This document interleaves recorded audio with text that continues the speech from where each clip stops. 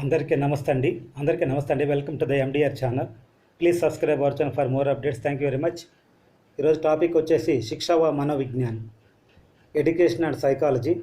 నిన్న శిక్ష యొక్క విద్య యొక్క మీనింగ్ చెప్పాను, దాని పరిభాషలు చెప్పుకొచ్చాను. ఈరోజు మనోవిజ్ఞాన్ సైకాలజీ గురించి చెప్తాను. ఈ టాపిక్ మీకు అర్థమైందంటే ఇంకా కమింగ్ టాపిక్స్ ఏవైతే ఉన్నాయో అవన్నీ అర్థమవుతాయి. ఈ సైకాలజీ మనోవిజ్ఞానిక జన్మ ఎప్పుడు జరిగింది, సో దాని యొక్క అర్థము గ్రాడ్యువల్గా ఎలా మారింది, ప్రాచీన కాలంలో సైకాలజీ మీనింగ్ ఏంటి, మధ్యయుగంలో సైకాలజీ మీనింగ్ ఏంటి, 16వ శతాబ్దంలో సైకాలజీ యొక్క అర్థం ఏమిటి, 20వ శతాబ్దంలో సైకాలజీ ఏ రూపాన్ని ధారణ చేసుకుంది. సో ఇవన్నీ చెప్తాను ఇప్పుడు నేను. ఈ ఒక్క టాపిక్ అర్థమైందంటే సైకాలజీ మొత్తం అర్థమవుతుంది. కాన్సన్ట్రేషన్ చేయండి. మనోవిజ్ఞానిక జన్మ, బర్త్ ఆఫ్ సైకాలజీ.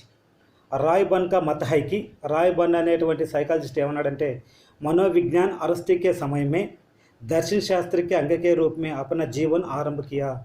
అయితే మనోవిజ్ఞాన్ సైకాలజీ అనేటువంటిది అరిస్టాటిల్ సమయంలో దర్శన శాస్త్రంలో ఒక రూపం అన్నమాట, ఇది ఒక భాగంగా ఉందన్నమాట. దీని యొక్క జీవితాన్ని, సైకాలజీ యొక్క జీవితాన్ని దర్శన శాస్త్రంలో ఆరంభించిందన్నమాట.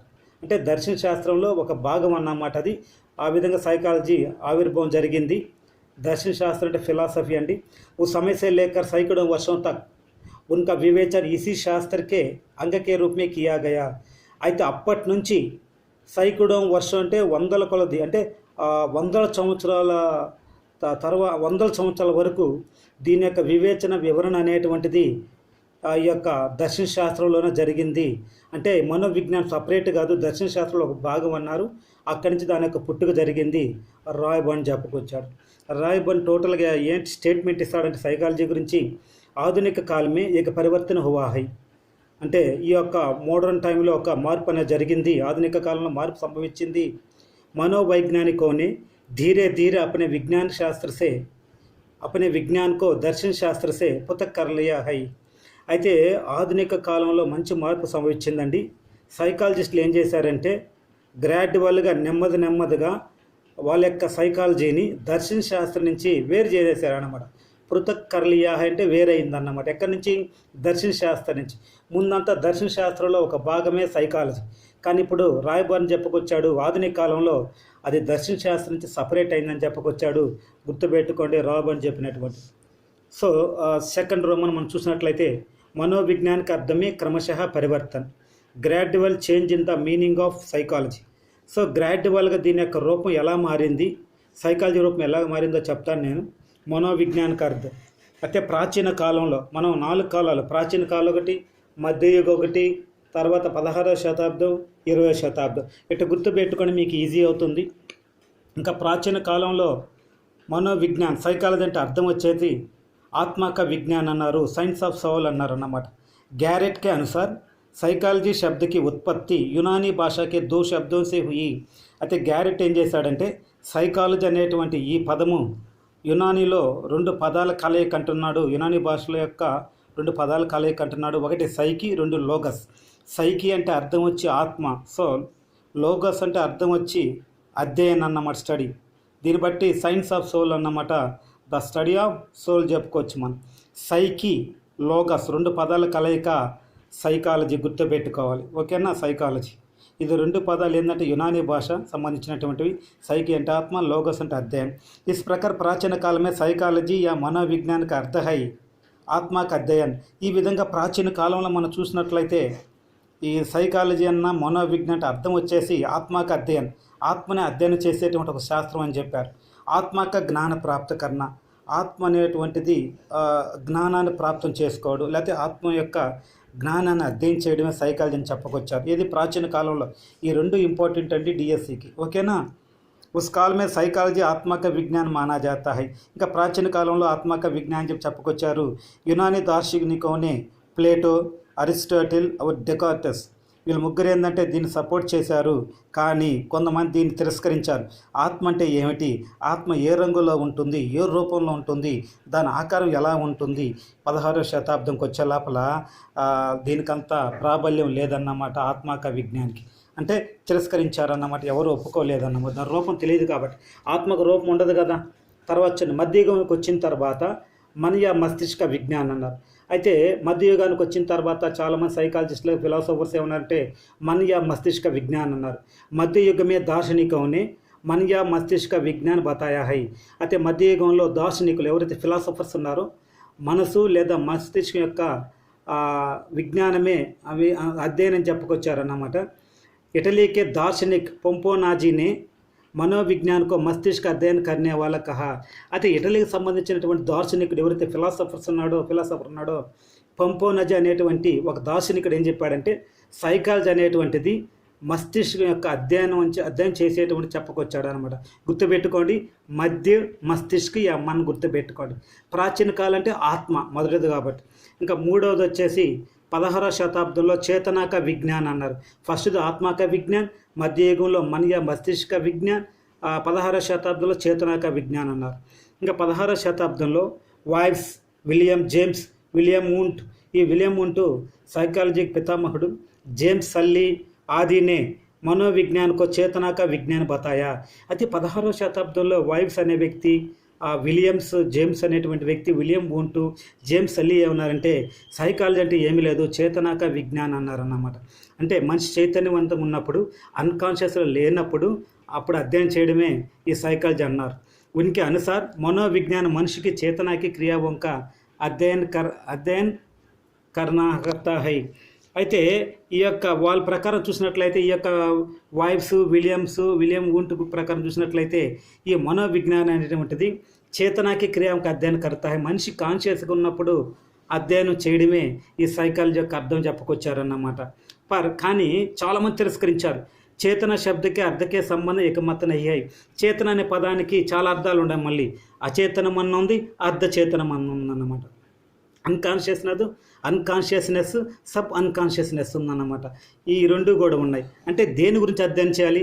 చేతన గురించా, అచేతన గురించా, అర్ధచేతన గురించా? ఈ విధంగా వాళ్ళకు డౌట్ వచ్చిందనమాట. తర్వాత చూడండి, జో మనిషి క్రియావంగా ప్రభావిత కర్తే హై. కేవలం చేతనం అన్నే కాదు, అచేతనం అన్న కానీ అర్ధచేతనం అన్న కానీ మనిషి యొక్క క్రియల్ని ప్రభావితం చేస్తాయన్నమాట. వేటిని చేయాలో కరెక్ట్గా చెప్పలేదు కాబట్టి దీనికి కూడా అంత మాన్యత అనేది, అంత గౌరవం అనేది లభించలేదు చేతనాక విజ్ఞ. తర్వాత మనకు చూడండి, సీమిత హోనేకే కారణం సర్వమాన్య నహి హై. అంటే చేతన అనేది దేని గురించి చెప్పాలి తెలియదు కదా, అందువల్ల ఇది చాలా సీమిత్ అన్నమాట, లిమిట్ అయిపోయింది అన్నమాట. వీటి గురించి చెప్పలేదన్నమాట వాళ్ళు. అందువల్ల దీన్ని కూడా తిరస్కరించేశారు. ఇంకా లాస్ట్కి వచ్చిన తర్వాత 20వ శతాబ్దం యొక్క ఆరంభంలో ఏం చెప్పారంటే అనేక మనోవిజ్ఞాన్ అంటే చాలామంది మనోవైజ్ఞానికులు ఏం చేశారంటే సైకాలజిస్టులు సైకాలజీకి చాలా అర్థాలు చెప్పారన్నమాట. అధిక మాన్యత ఈ శబ్దకోది, ఎన్నో అర్థాలు చెప్పారు.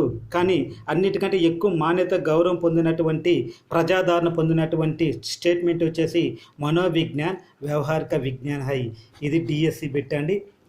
20वीं शताब्दी में మనోవిజ్ఞాన్ का अर्थ क्या है అంటే వ్యవహారిక విజ్ఞానం చెప్పాలన్నమాట. అంతే కదా, మనిషి యొక్క వ్యవహారం రకరకాల పరిస్థితులు ఎట్లా ఉంది దాన్ని అధ్యయనం చేయడమే సైకాలజీ అని చెప్పుకొచ్చారు. ఇది సర్వ మాన్యత పొందింది, అందరి యొక్క ఆదరణ పొందింది, గౌరవం పొందింది. తర్వాత చూడండి, ఇస్ శతాబ్ది మే మనోవిజ్ఞాన్ కో వ్యవహారిక నిశ్చిత విజ్ఞాన్ మానా జాతా హై.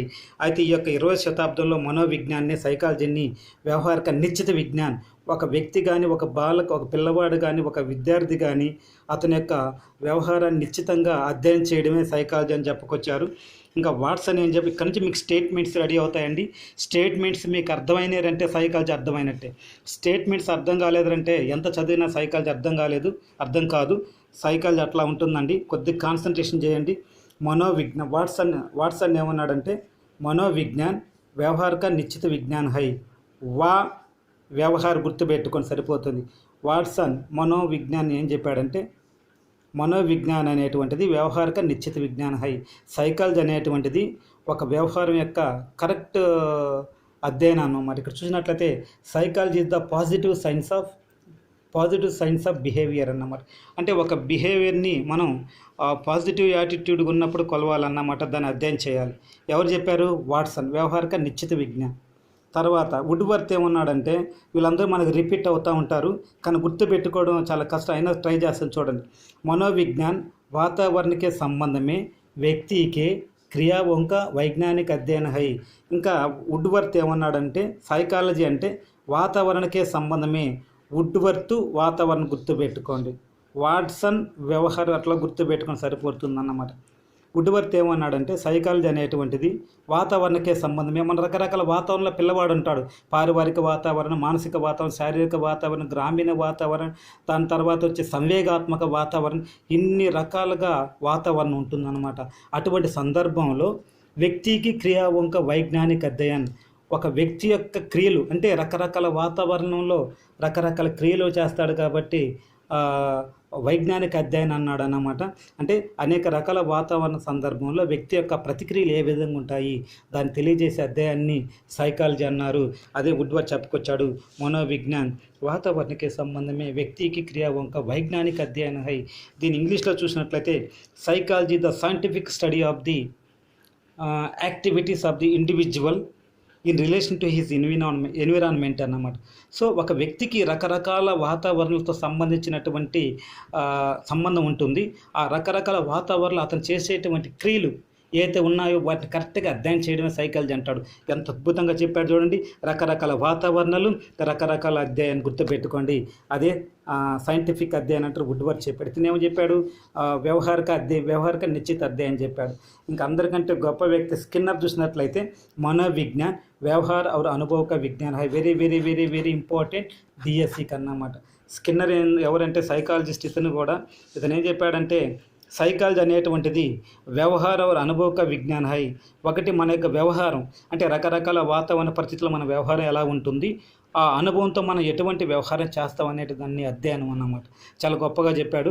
వ్యవహార అనుభవం అంటే స్కిన్నర్ గుర్తుపెట్టుకోండి. తర్వాత వాతావరణంలో రకరకాల ప్రక్రియలు జరిగితే దాన్ని అధ్యయనం చేస్తే వుడ్వర్త్ చెప్పాడు. ఇంకా వాట్సన్ వచ్చేసి వ్యవహారిక నిశ్చిత విజ్ఞానం. ఈ 3 స్టేట్మెంట్స్ చాలా ఇంపార్టెంట్ అండి. ఈ విధంగా సబ్స్క్రైబ్ చేసుకోండి. ఈ వీడియో నచ్చినట్లయితే చాలా ఇంపార్టెంట్ అండి. ఇది చాలా చక్కగా వచ్చింది. మీరు కూడా చూడండి, 1-2 సార్లు నేర్చుకోండి. ఏదైనా డౌట్ ఉంటే చెప్పండి నాకు. ప్రాచీన కాలంలో ఆత్మక విజ్ఞానం అన్నాం మనం, ఓకేనా. ఆత్మక విజ్ఞానం, మధ్యకాలంలో మస్తిష్క విజ్ఞానం అన్నాము, 16వ శతాబ్దంలో చేతనాక విజ్ఞానం అన్నాము, 20వ శతాబ్దంలో వ్యవహారిక విజ్ఞానం అన్నాము. ఇవే టోటల్గా ఈ 4 గుర్తుంటే మీకు సైకాలజీ అర్థమైపోతుంది. టోటల్ కమింగ్ చాప్టర్స్ ఏవైతే ఉన్నాయో వాటిని ఇంకా ఎక్సలెంట్గా చెప్తాను నేను ఉదాహరణలతో. లైక్ చేయండి, సబ్స్క్రైబ్ చేయండి, ఫార్వర్డ్ చేయండి, కామెంట్ పెట్టండి. Thanks a lot. Thank you.